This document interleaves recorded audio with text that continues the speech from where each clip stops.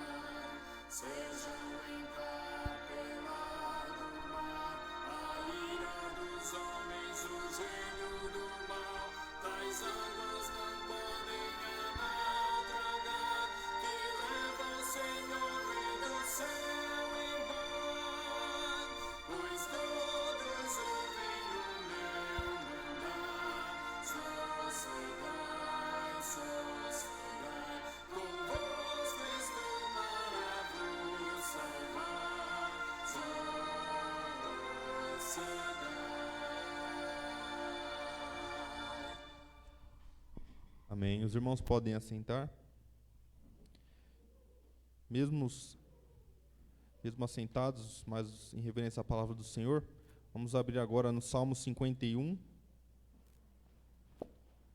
Salmo de número 51. Eu lerei, os irmãos acompanhem nas vossas Bíblias. Salmo de número 51, do versículo 1 ao versículo 7. Eu lerei, os irmãos acompanhem. Diz o seguinte a palavra do Senhor: Compadece-te de mim, ó Deus, segundo a tua benignidade, e segundo a multidão das tuas misericórdias, apaga as minhas transgressões. Lava-me completamente da minha iniquidade e purifica-me do meu pecado. Pois eu conheço as minhas transgressões, e o meu pecado está sempre diante de mim.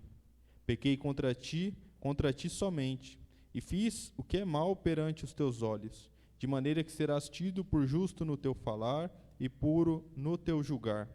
Eu nasci na iniquidade, e em pecado me concebeu minha mãe. Eis que te comprases na verdade no íntimo, e no recôndito me fazes conhecer a sabedoria. Purifica-me com esopo, e ficarei limpo. Lava-me, e ficarei mais alvo que a neve. Amém?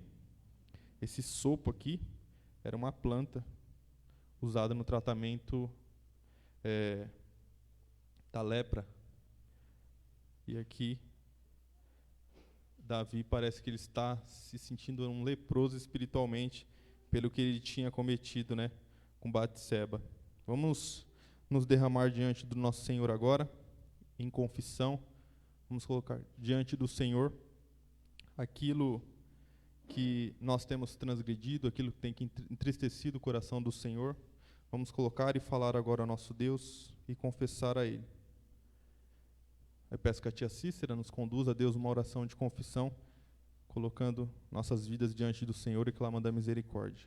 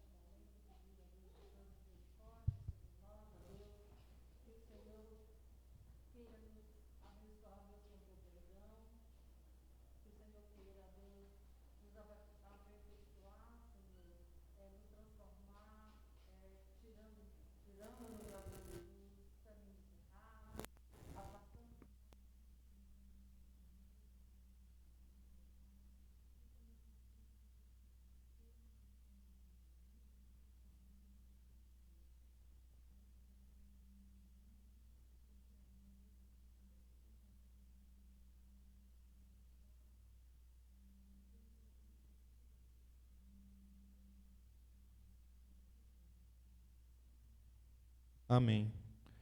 Vamos continuar em sentido de confissão. Vamos louvar a Deus com o hino de número 71.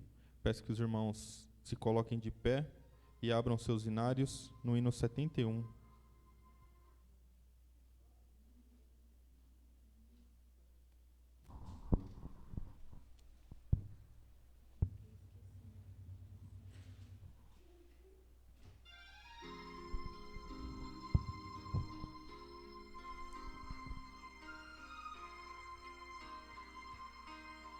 Se sofrimento te causei, ó Deus, e o meu exemplo fraco tropeçou, eu não andei nos bons caminhos teus, perdão, Senhor.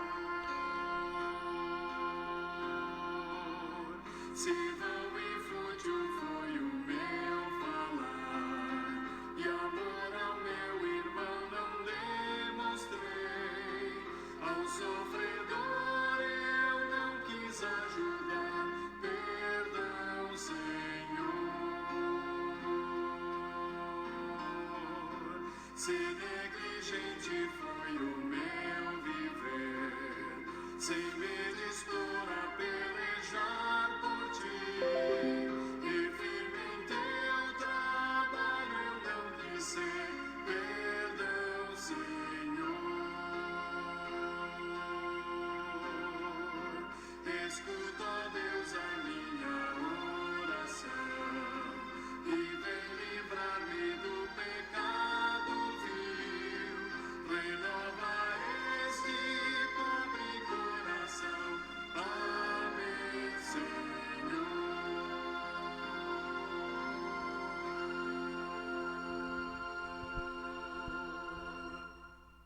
Amém. Os irmãos podem assentar. Nesse instante também convido a equipe de louvor. Os irmãos que trouxeram dízimo e oferta, nesse primeiro cântico que nós iremos cantar, os irmãos têm a oportunidade de estar aqui depositando à frente.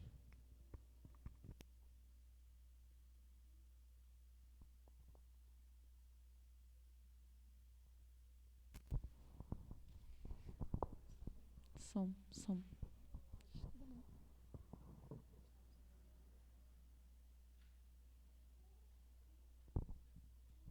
Boa noite, irmãos. Convido a igreja que se coloque de pé. Que nessa noite nós possamos adorar a Deus, louvar a Ele, engrandecer o nome dEle. Possamos nos encher também do Espírito Santo dEle, que possamos sair daqui abastecido para uma semana aí que vem pela frente.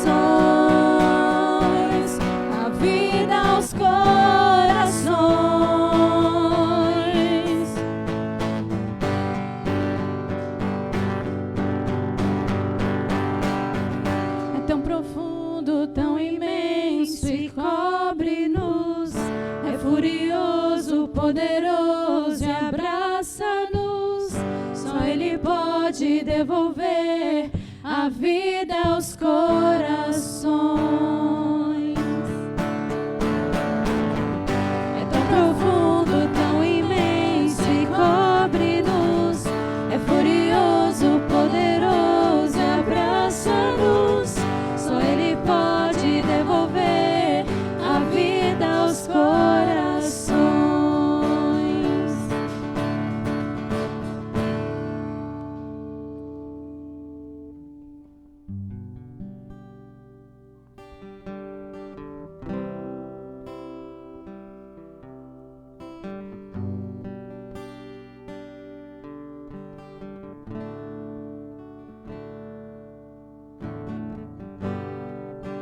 Enche o meu coração de ti,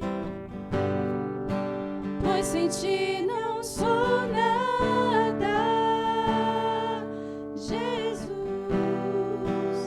Tu és o meu valor, és meu Salvador, meu maior amor.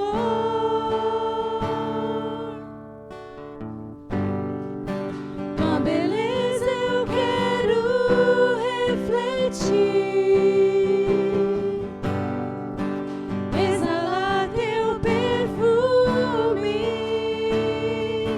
Jesus, e ser santo como és, ser puro como és, te amar como me amou, pois naquela cruz se entregou por mim. Me convém diminuir para que o Senhor cresça em mim. Me convém esvaziar e encher-me de ti, negar tudo o que sou e ser santo como és, tomar a minha cruz e seguir-te, meu Jesus.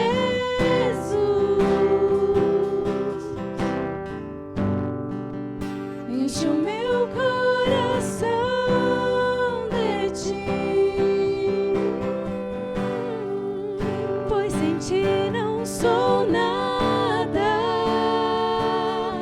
Jesus. Tu és o meu amor, és meu Salvador, meu maior amor.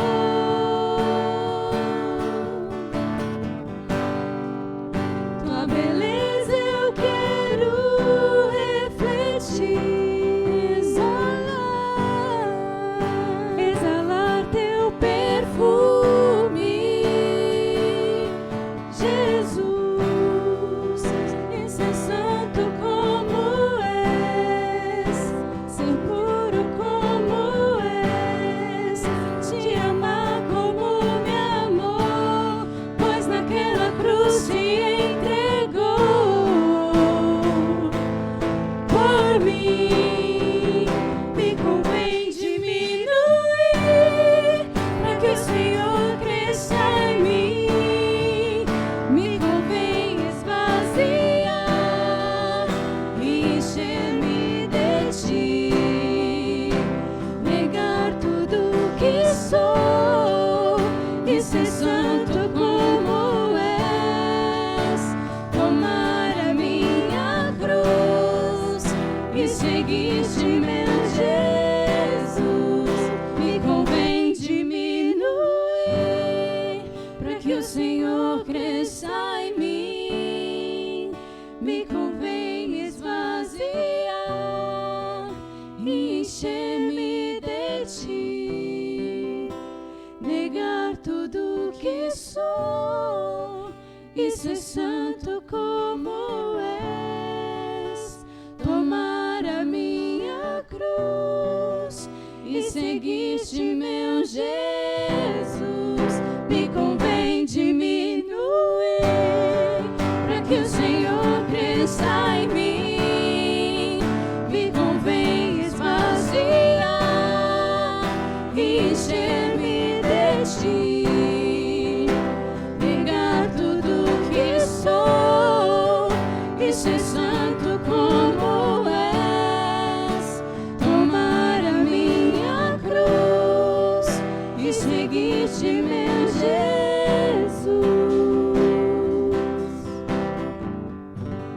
Oremos, irmãos. Senhor, nosso Deus, nosso Pai, que o teu nome seja exaltado, ó Deus, e adorado nas maiores alturas, ó Pai. O Senhor que é o autor da vida, o autor de todas as coisas que existem, ó Pai. O Senhor merece todo o nosso louvor, toda a nossa glória, ó Deus. E que o Senhor possa, ó Deus, se agradar do nosso louvor hoje, ó Pai, neste culto. Que o Senhor receba toda a nossa adoração, Pai.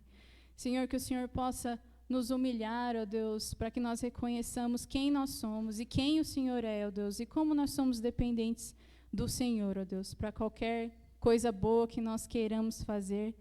E nós pedimos que o Teu Santo Espírito tenha liberdade, ó Deus, sobre nós, para fazer a Tua boa obra em nós, ó Pai. Que o Senhor, através da pregação de hoje, também, ó Deus, fale aos nossos corações sobre aquilo que o Senhor quer, ó Deus, que possamos, ó Deus, realmente absorver tudo que o Senhor quer, ó Deus, e colocar em prática. Que nós não sejamos hipócritas, ó Deus, de somente ouvir, falar que fazemos, mas não fazer, ó Deus. Que nós possamos, em humildade, em obediência ao Senhor, ó Deus, tomar a Tua palavra como uma verdade para as nossas vidas e como aquilo que nós praticamos todos os dias, ó Pai. Tem misericórdia de nós, ó Deus, que o Senhor quebrante o nosso coração nesse momento, ó Deus, para que nós possamos ser melhores, ó Deus, para o Senhor. No nome de Jesus, nós te pedimos por isso, te agradecemos pela Tua presença santa no nosso meio. Amém. A igreja pode se assentar.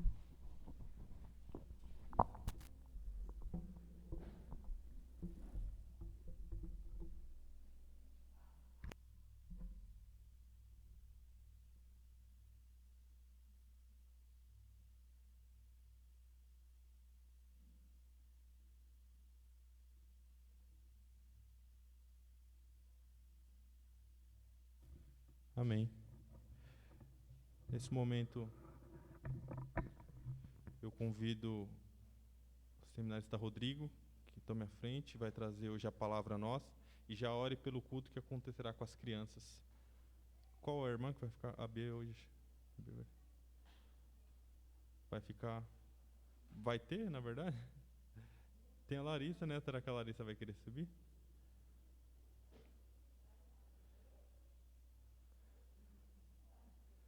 Fica aqui, Silmar, ou ela sobe? Hã? Então, tudo bem. Então, ore também, por favor.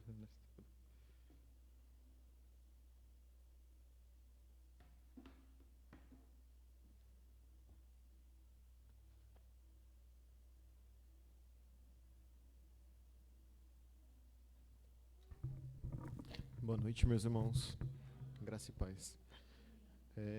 Vamos orar. Deus Santo, obrigado, Senhor, por esse culto, Senhor.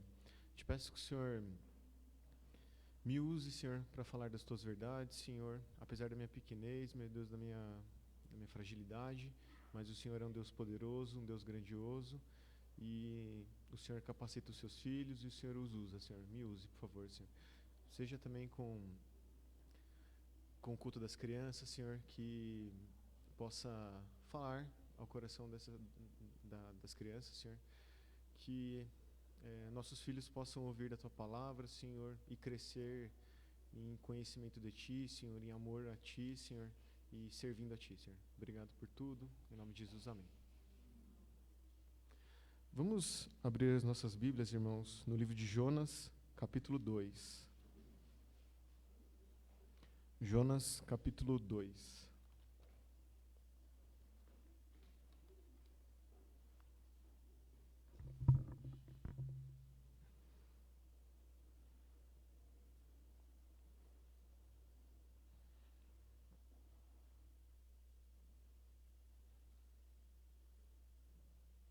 Vou fazer a leitura de todo o capítulo 2, tá? Peço aos irmãos que acompanhem.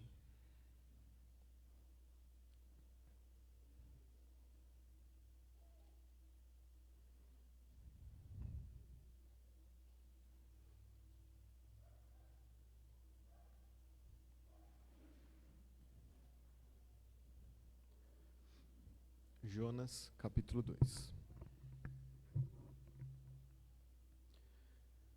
Então, Jonas, do ventre do peixe, orou ao Senhor, seu Deus, e disse: Na minha angústia, clamei ao Senhor, e ele me respondeu. Do ventre do abismo gritei, e tu me ouviste a voz. Pois me lançaste no profundo, no coração dos mares, e a corrente das águas me cercou.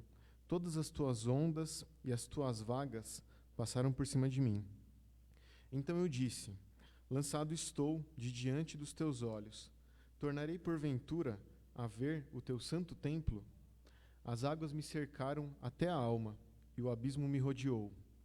E as algas se enrolaram na minha cabeça. Desci até os fundamentos dos montes. Desci até a terra, cujos ferrolhos se correram sobre mim para sempre. Contudo, fizeste subir da sepultura a minha vida, ó Senhor meu Deus. Quando dentro de mim desfalecia minha alma, eu me lembrei do Senhor, e subiu a ti minha oração, no teu santo templo. Os que se entregam à idolatria vã abandonam aquele que lhes é misericordioso. Mas, com a voz do agradecimento, eu te oferecerei sacrifício. O que votei pagarei. Ao Senhor pertence a salvação. Falou, pois, o Senhor ao peixe, e este vomitou a Jonas na terra. Esse livro de Jonas é uma história muito interessante, né, irmãos? É uma história, eu acho que é diferente do resto da Bíblia, né? Por ter esse evento maravilhoso, né, milagroso de um homem sendo engolido por um peixe e orando de dentro da barriga do peixe. No último domingo que eu preguei aqui, eu preguei o capítulo 1 de Jonas. Eu peço aos irmãos que deixem a Bíblia aberta para nós retornarmos no capítulo 1 e no capítulo 2. Só para nós relembrarmos, no capítulo 1, nós vemos Deus dando a ordem a Jonas para que ele vá pregar aos ninivitas. Ele deveria ir pregar para a nação para a nação que estava crescendo, um império muito grande e extremamente ímpio, homens maus, pessoas, era uma nação má, de homens muito maus e cruéis, que quando eles estavam em guerra e eles aprisionavam, eles faziam prisioneiros, eles torturavam, eles faziam coisas horrendas com estes homens, e esse provavelmente é um dos motivos pelo qual Jonas não quis ir, por medo, por ódio daqueles homens, e ele fugiu de Deus, fugiu de executar a vontade de Deus. E nós vemos no capítulo 1 como Jonas demonstrava um coração extremamente endurecido. Apesar de Jonas ser um profeta, ser um homem de Deus, conhecedor da palavra de Deus, ele se demonstrava extremamente endurecido. E nós víamos isso no contraste com os marinheiros, que muitas vezes os marinheiros pareciam mais cristãos, mais crentes do que Jonas. O chefe do navio manda Jonas orar e Jonas não ora. Então, nós vemos Jonas com seu coração duro, um homem que estava fugindo de Deus, fugindo da vontade de Deus, demonstrando dureza de coração. Para o nosso texto de hoje, o capítulo 2, começando no capítulo 1, no versículo 1, perdão, irmãos, nós vemos que Jonas está dentro da barriga do peixe. No capítulo 17, né, perdão, irmãos, no versículo 17 do capítulo 1, Jonas é engolido pelo peixe que Deus envia. Então, no versículo 1, ele está dentro da barriga do peixe e ora a Deus. E o versículo 2, ele é um resumo da oração de Jonas. Se nós olharmos, diz o seguinte: na minha angústia clamei ao Senhor, e ele me respondeu. Do ventre do abismo gritei, e tu me ouviste a voz. Esse é um resumo dessa oração. Jonas, no momento de dificuldade, né, no ventre do abismo, ele diz, ele clama a Deus e Deus o ouve. E a oração de Jonas, quando nós olhamos, ela é um texto poético, né? Parece uma poesia que nós estamos lendo. E é um texto poético. Essa oração de Jonas, foi praticamente toda retirada dos Salmos.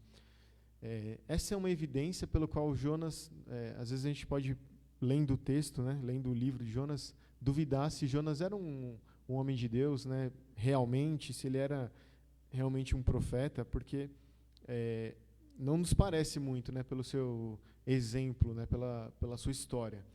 Mas Jonas conhecia a palavra de Deus. toda essa oração, toda a sua oração é baseada no livro de Salmos. Se nós abrirmos, vamos abrir, irmãos, o livro de Salmos, capítulo 120, versículo 1.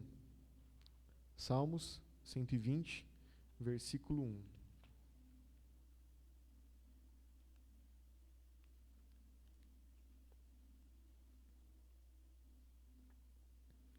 Salmos 120, 1. Na minha angústia, clamo ao Senhor, e Ele me ouve. É muito semelhante, né, à oração de Jonas, né? Na minha angústia, clamei ao Senhor, e Ele me respondeu, no versículo 2. Então, toda a oração de Jonas é tirada de Salmos. Isso nos demonstra que ele conhecia a palavra de Deus. Ele estava orando coisas que ele já conhecia, né? Que ele já havia lido e estudado. Ele era um profeta de Deus, ele era um homem de Deus. E nós vemos nesse texto, nesse capítulo 2 de Jonas, a continuação do distanciamento de Jonas para com Deus. Se nós pensarmos no capítulo 1, Jonas parece cada vez estar fugindo de Deus, cada vez estar mais longe de Deus. Nós vemos Jonas se distanciando de Deus. E isso continua no capítulo 2. Nós podemos imaginar, irmãos, a seguinte imagem. Imagine um gráfico, né, aquele gráfico parábola que começa em cima e vai descendo e novamente ele sobe, sabe? Que faz uma curva de um ponto mais alto, um ponto mais baixo. Nós podemos imaginar isso, ter essa imagem pensando nessa história de Jonas. Jonas se distanciando de Deus cada vez mais. Se Deus falou, no começo do capítulo 1, Deus fala diretamente com Jonas, dá uma profecia diretamente a ele, Jonas vai errando cada vez mais, se distanciando de Deus, mostrando o seu coração duro e cada vez mais longe de Deus, a ponto de, no capítulo 2, ele estar dentro do mar, afundando. Nós vemos todo esse texto, do versículo 1 até o versículo 6, parece que é uma ladeira que Jonas está descendo, cada vez mais aflito, mais angustiado. Ele fala diversas coisas que nos dá a entender que ele estava vendo a morte face a face. Ele já, para ele, é como se não tivesse uma volta. Ele estava sentindo que iria morrer. E nós podemos ver isso em alguns versículos, em alguns trechos do texto. Jonas diz o seguinte, que Deus havia lançado no profundo do coração dos mares, e a corrente das águas o cercou, todas as tuas ondas e as tuas vagas passaram por cima de mim. Vagas são ondas muito grandes, né? Então, imagine ele afundando no mar e parece que ele estava preso. Nós podemos imaginar como se ele estivesse preso, assim, afundando, descendo,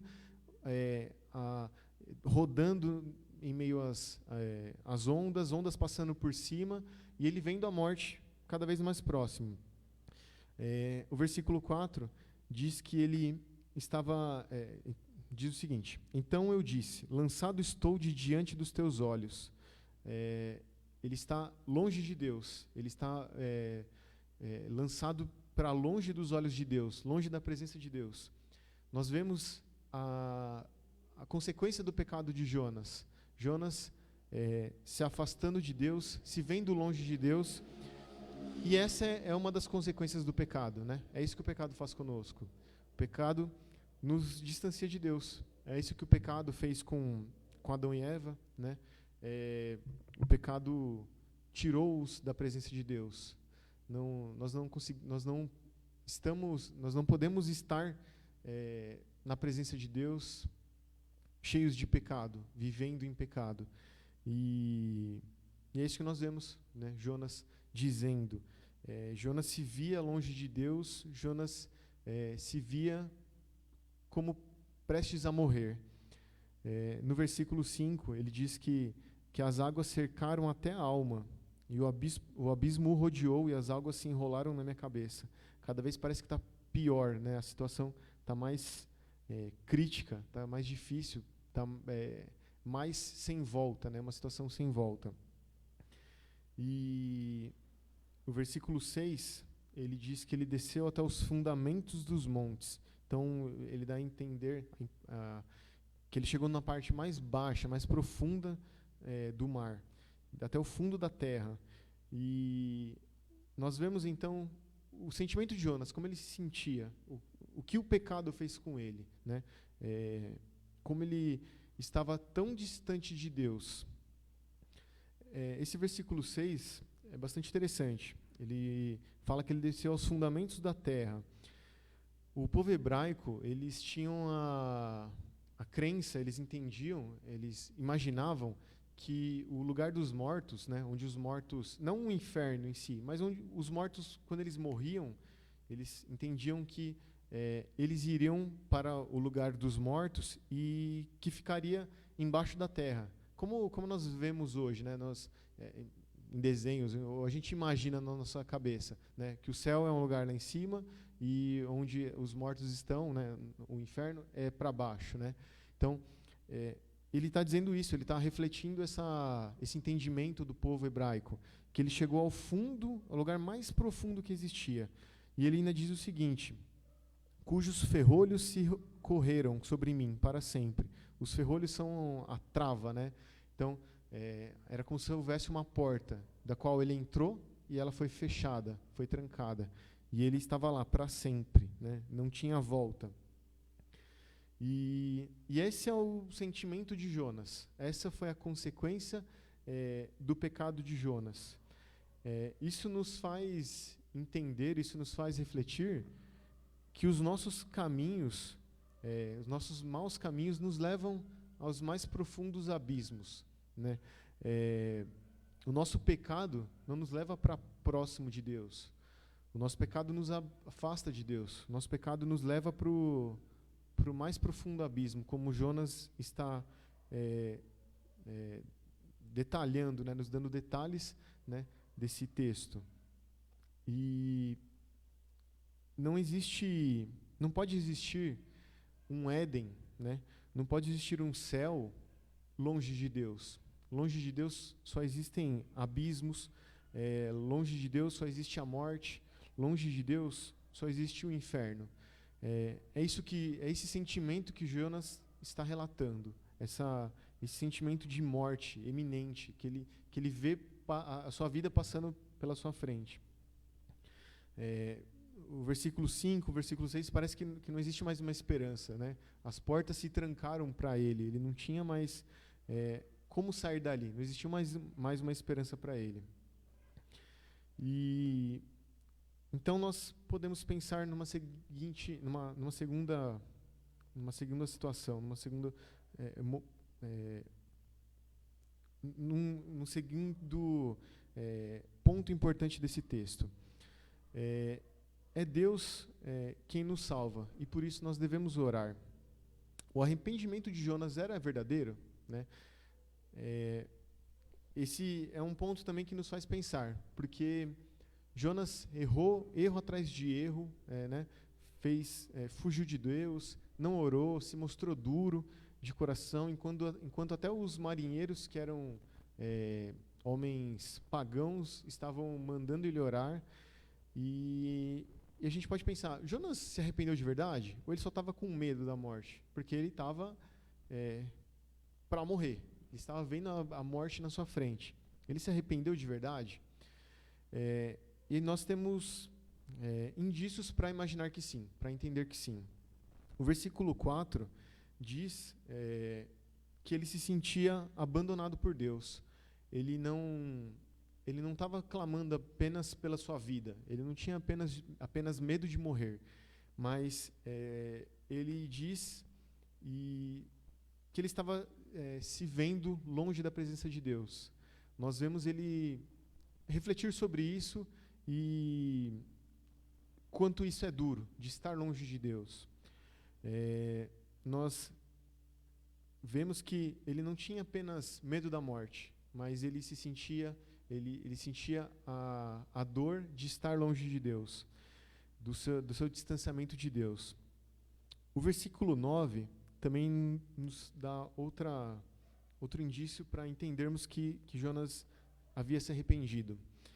No versículo 9 diz o seguinte: mas com a voz do agradecimento eu te oferecerei sacrifício, o que votei pagarei.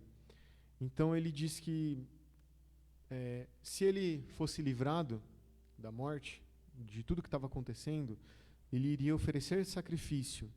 E ele ainda diz o seguinte, que o que votei pagarei. Então ele diz sobre votos. É a mesma coisa que nós vemos no finalzinho do capítulo 1, no versículo 16. Os marinheiros, depois que Jonas é jogado ao mar, e os marinheiros veem que a tempestade se acalma, e eles ficam, eles temem, né? Eles sentem temor de Deus por causa do que aconteceu, porque eles viram que Deus é quem controlava toda aquela situação. No versículo 16 diz que eles ofereceram sacrifícios ao Senhor e fizeram votos. E é a mesma coisa com Jonas. Se nós cremos que aqueles marinheiros foram salvos, Jonas também. Jonas, ele diz a mesma coisa, né? Ele diz que ele ofereceria sacrifícios e faria votos a Deus. E Jonas também demonstra a sua tristeza em não poder ir ao templo do Senhor. E a gente pensa, ele está morrendo, e ele pensa que, ele diz que no versículo 4, tornarei porventura a ver o seu santo templo, né? Ele está pensando nas coisas de Deus, em prestar culto a Deus, não só no templo em si, mas no culto a Deus que ele prestava no templo. E isso é algo para nós refletirmos, né? Uma aplicação para a nossa vida. Será que nós temos dado valor para o culto a Deus, para o nosso relacionamento com Deus, para o culto que nós prestamos a Deus? Nós temos dado o mesmo valor? Será que se nós estivéssemos no leito de morte, nós pensaríamos nisso, né? De que nós não poderíamos mais prestar culto a Deus por estarmos impossibilitados, né? Nós temos dado o valor devido, né, ao culto a Deus, a cultuarmos a Deus, a igreja, né? É algo a pensarmos, né? Vendo o exemplo de Jonas. Outro motivo que nos diz, que nos dá a entender que Jonas se arrependeu verdadeiramente, é no versículo 7. Diz que ele diz o seguinte: eu me lembrei do Senhor e subiu a ti a minha oração. As dificuldades das nossas vidas, elas muitas vezes nos lembrarmos de Deus, né? Muitas vezes nós estamos longe de Deus ou não tão próximo de Deus, e as dificuldades nos faz lembrarmos dele, né? E Jonas se lembrou de Deus. Ele demonstra arrependimento, ele demonstra quebrantamento, né, do seu coração, nesse versículo, dizendo que se lembrava de Deus. O versículo 1 também diz que Jonas diz ao seu Deus, né, a expressão seu, né, o termo seu. Então, Jonas não era um ímpio, Jonas não era um falso crente. Jonas, ele glorificava a Deus, ao Deus verdadeiro. Ele cultuava ao Deus verdadeiro, ele era um servo do Deus verdadeiro. Um outro ponto, irmãos, que nós podemos pensar é que nós devemos nos enchermos das coisas de Deus. Nós devemos nos enchermos da palavra de Deus. Por que eu digo isso? Porque Jonas, no momento mais difícil de sua vida, ele orou recitando, né, salmos. E por que isso é importante? Ele não poderia recitar um salmo, orar, usando partes dos salmos, se ele não conhecesse a Bíblia, se ele não se enchesse da Bíblia, né? E em momentos difíceis como este, Deus costuma nos trazer à mente quem Ele é, e muitas vezes nos traz à mente utilizando da sua palavra, de lembranças dele. Então, quem aqui nunca, eu acho que os irmãos já devem se lembrar de algum momento em que, em um momento difícil da sua vida, se lembraram de um texto bíblico, ou de uma música, um hino, uma canção que nós cantamos na igreja, né? Eu me lembro uma vez que a minha filha estava internada, e foi um susto para mim, com minha esposa, e a gente estava no hospital, e a minha esposa, ela falou, a gente estava orando, e ela me lembrou de um texto, de um versículo. E ela falou aquele versículo, porque que veio na hora, veio na cabeça dela. E que para a gente, naquele momento, trouxe conforto para o nosso coração. Que nós estávamos angustiados, né, com medo do que poderia acontecer. Então, Deus costuma nos trazer à memória, nos trazer às nossas mentes, nos fazer com que nos lembremos dele, né, em momentos difíceis, e muitas vezes através da sua palavra.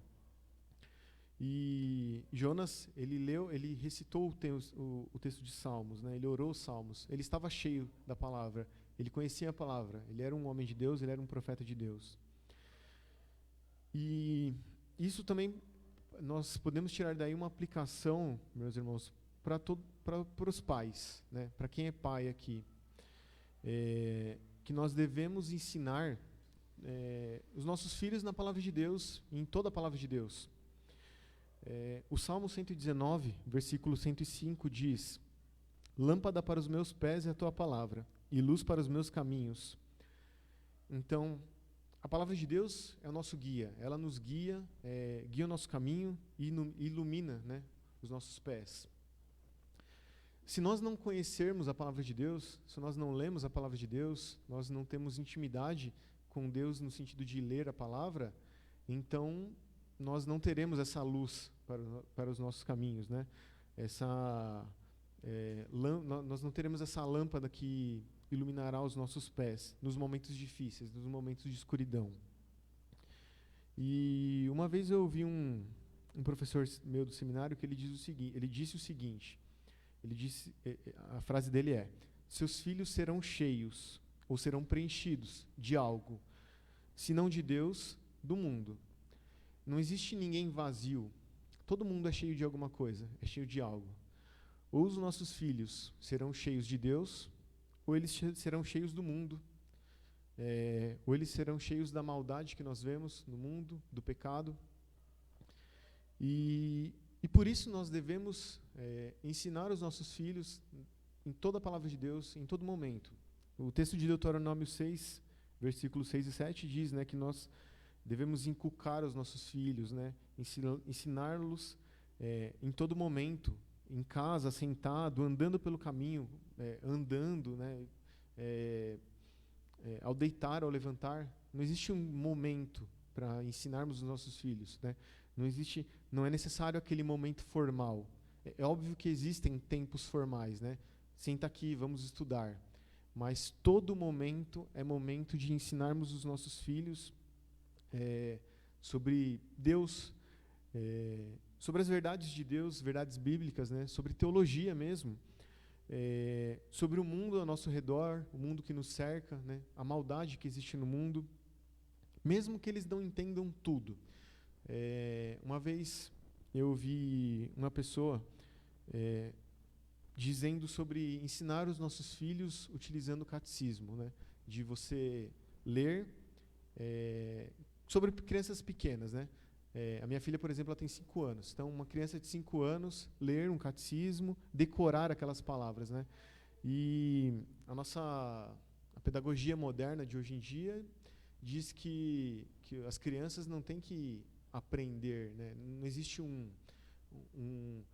uma verdade absoluta pela qual elas devem aprender. As crianças constroem, as crianças são o protagonista, né? E isso é errado. Existe uma verdade absoluta. Nós não somos detentores. A Bíblia, a palavra de Deus, é a verdade. Nós podemos e devemos ensinar os nossos filhos sobre essas verdades, mesmo que eles não entendam completamente, né? Mesmo que eu vou ensinar para minha filha de 5 anos sobre a Trindade, né? Sobre Deus ser 3 e ao mesmo tempo ser um. E ser 3, ter 3 funções diferentes, Pai, o Filho e o Espírito Santo, mas ter uma única essência. Nem nós adultos, nem os maiores teólogos conseguem entender isso plenamente. E eu não deveria ensinar a uma criança, mesmo que ela não entenda plenamente? Isso é um erro, porque por mais que ela não entenda hoje, algum dia ela vai entender, e algum dia isso pode retornar à sua mente. Da mesma forma como Jonas se lembrou dos Salmos, se lembrou da palavra de Deus. Então, nós devemos ensinar aos nossos filhos, inclusive das grandes verdades teológicas difíceis para nós. Nós devemos estudar, mesmo que eles não entendam completamente, né? Às vezes nós temos o receio de ensinar coisas difíceis. Pensamos assim, eu vou ensinar, isso aqui é tão difícil, vou ensinar para o meu filho, né? Mas a escola, o mundo, eles não têm receio de ensinar nada para os nossos filhos. Eles ensinam, né? E eles não ensinam as verdades da Bíblia. Nós também não devemos ter este receio. Nós devemos ensinar e educar os nossos filhos. Outra verdade que nós tiramos daqui é que a oração deve fazer parte da vida do crente, em todos os momentos.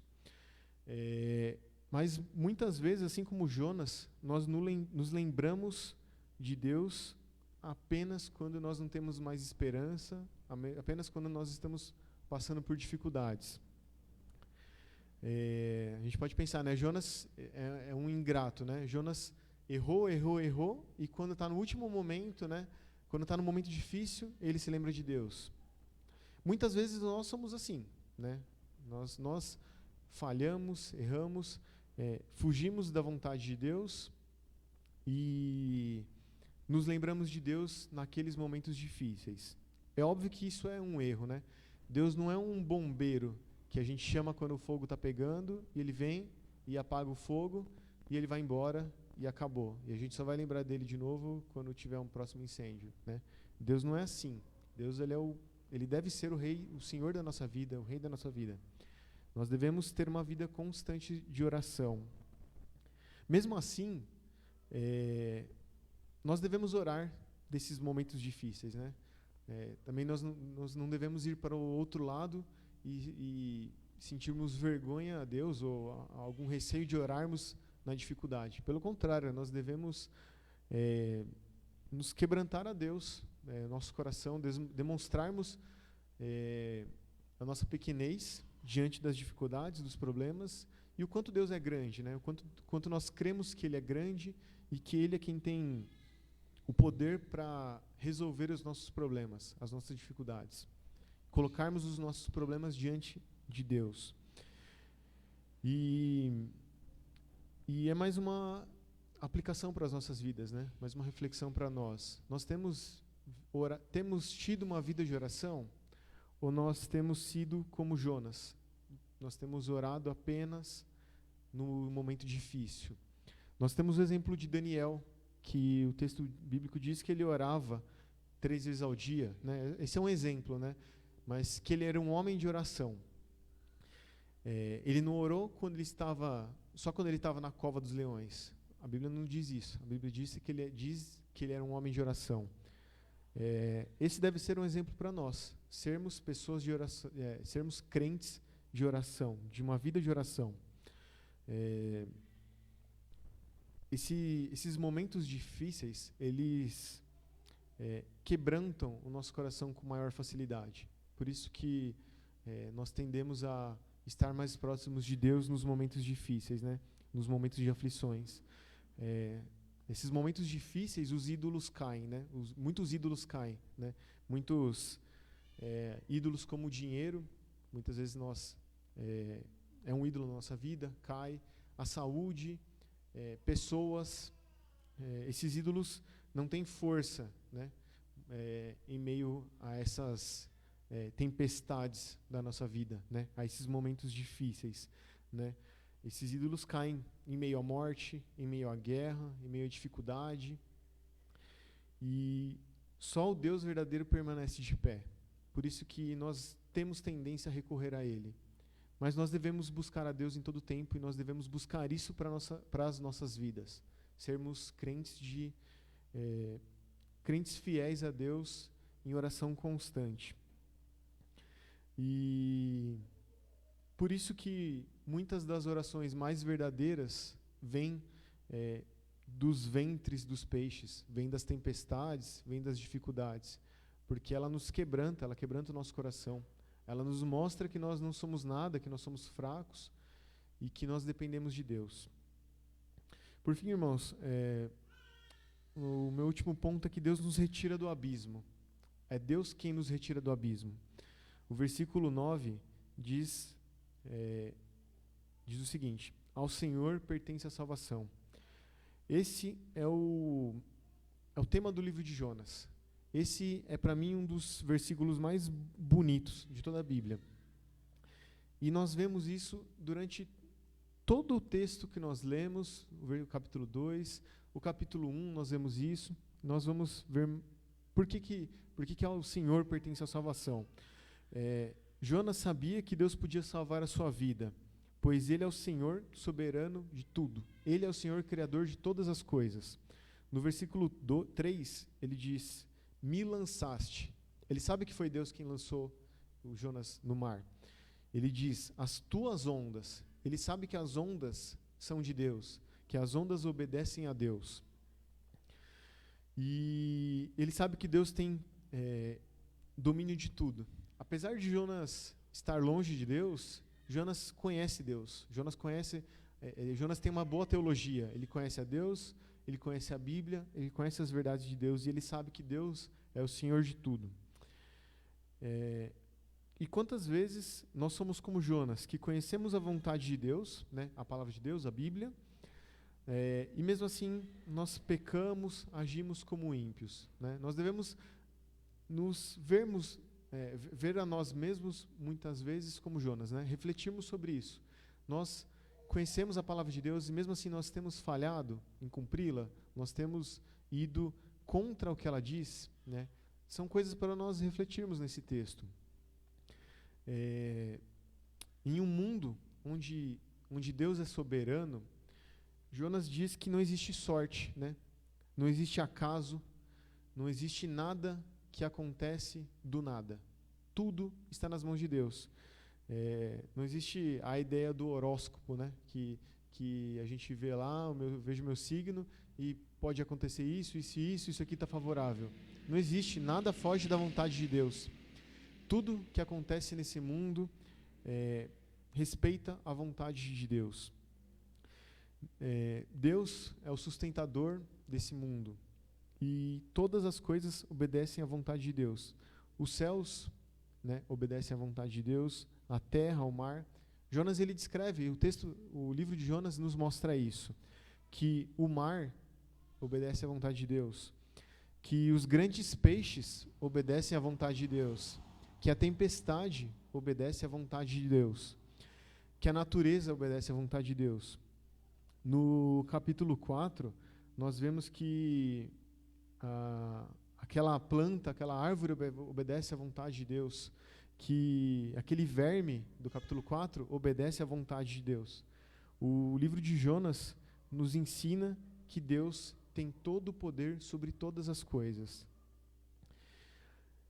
E Jonas, dentro da barriga do peixe, ele com certeza aprendeu, ele entendeu que não tem como fugir de Deus e que não existe por que fugir de Deus. Ele estava angustiado por estar longe de Deus. E nós viveremos no capítulo 3, ele obedecendo a Deus.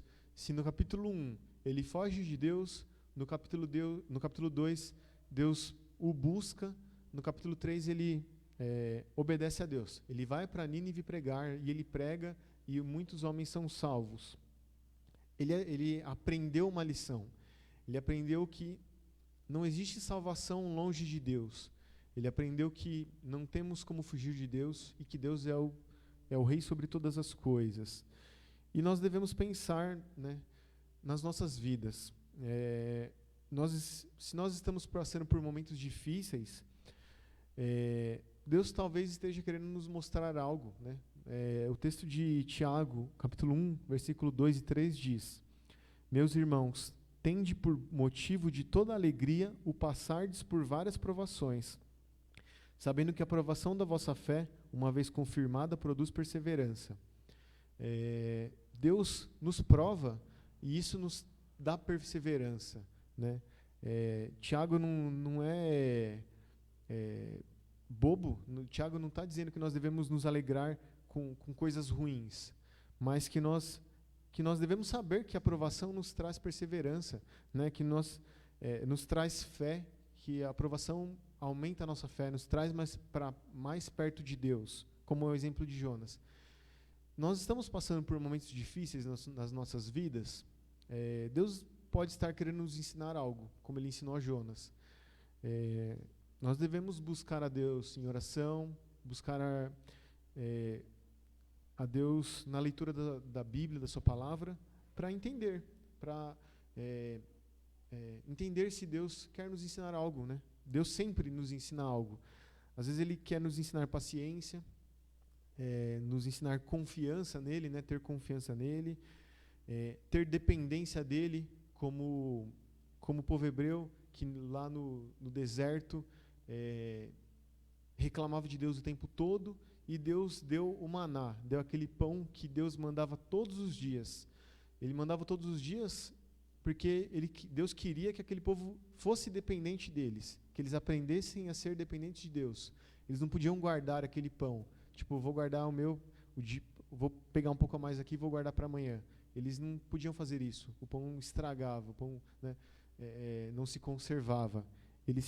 Nisso Deus queria ensinar que eles deveriam ter dependência de Deus, confiar que a cada dia Deus iria trazer o pão deles. Deus pode querer nos ensinar isso. Desprendimento das coisas desse mundo.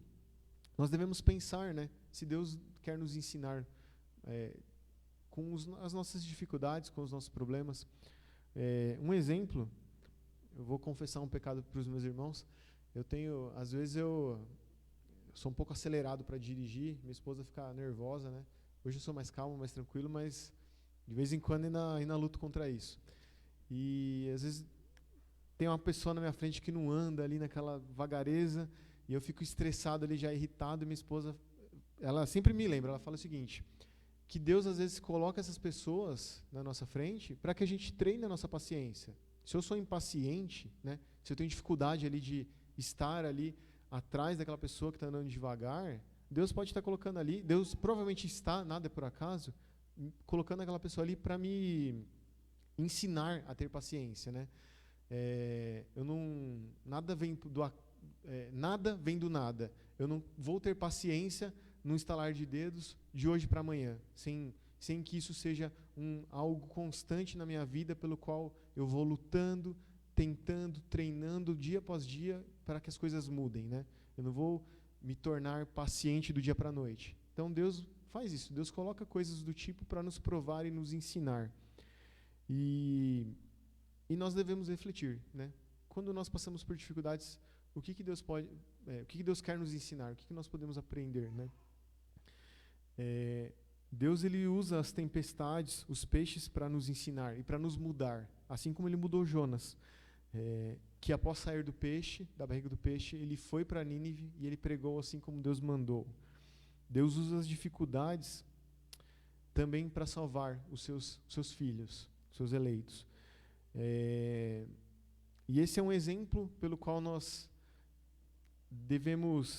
vemos como a doutrina do livre-arbítrio, né? Muitas pessoas têm dificuldade com isso, sobre entender predestinação, e esse texto nos mostra. Deus mandou Jonas ir para Nínive. Jonas não quis, Jonas usou o seu livre-arbítrio, e Deus foi lá, buscou ele e fez com que ele obedecesse a sua vontade. Deus o mandou para Nínive. Então, essa é uma defesa da doutrina da eleição, da predestinação. Nós vemos isso bem claro, né? Deus é o Senhor da salvação, é Deus quem nos salva. Os nossos caminhos são de fuga, nós fugimos de Deus, nós Fugimos para longe de Deus, assim como Jonas fugiu foi para Jope, né? E Deus nos traz para perto. O versículo 6 diz que Jonas reconhece que ele é o Senhor, não apenas o Senhor do céu, da terra e do mar, mas também que ele é quem dá a vida, que ele é ele quem destrói a morte. O versículo 6 diz que ele tirou Jonas da sepultura. Então Jonas Deus é o Senhor sobre todas as coisas. Deus é quem tira, quem vence a morte, é quem destrói a morte e nos dá a vida. Deus é o Senhor da salvação. A salvação pertence a Deus. Por isso que nós vemos no livro de Jonas, marinheiros sendo salvos, os ninivitas sendo salvos, Jonas tendo a sua vida poupada, né?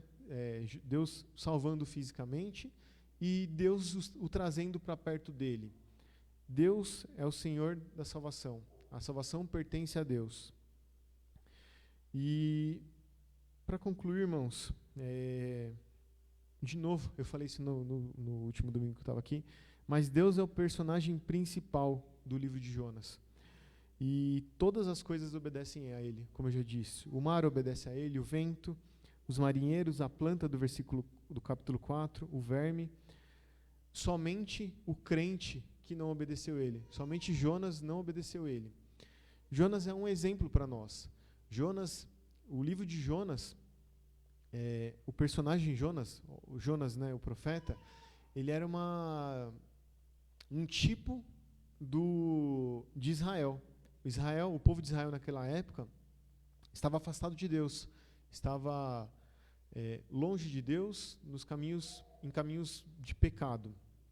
E Jonas tipifica isso, nos mostra isso. E Jonas, muitas vezes nós nos parecemos com Jonas. Nós devemos pensar, refletir na nossa vida, se nós estamos fugindo de Deus assim como Jonas, se nós estamos andando por caminhos de pecado que nos levam para longe de Deus. Se essa for uma verdade nas nossas vidas, nós vemos a esperança aqui. Nós vemos que a salvação pertence a Deus. A salvação pertence ao Senhor. O Senhor buscou Jonas do mais profundo abismo da morte iminente, e Ele o salvou.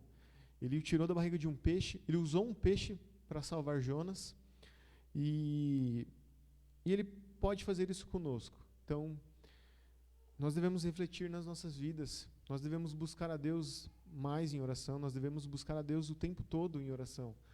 Nós devemos ter uma vida de oração a Deus, uma vida de leitura da palavra, uma vida de buscar a Deus constantemente.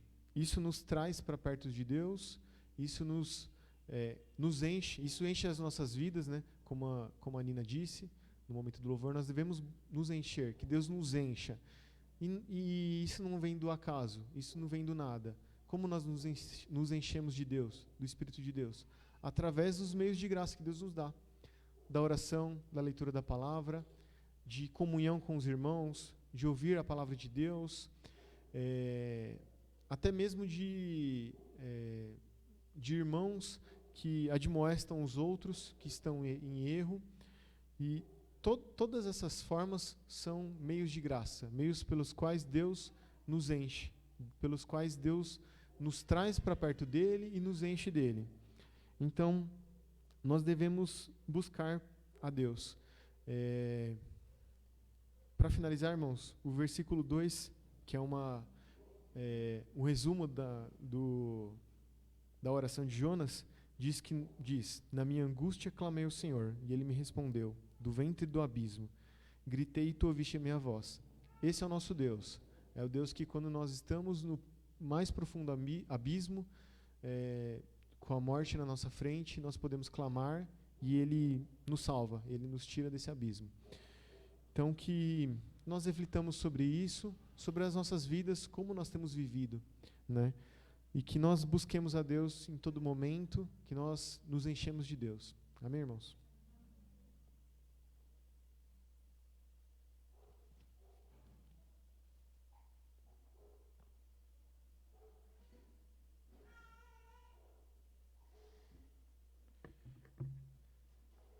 Obrigado, seminarista Rodrigo.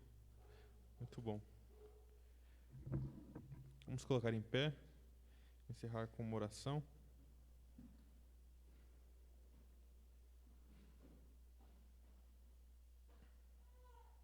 Obrigado, Pai, por esse momento de culto que nós tivemos. Obrigado por esse privilégio e essa liberdade que nós temos em nosso país de poder te cultuar livremente, Pai.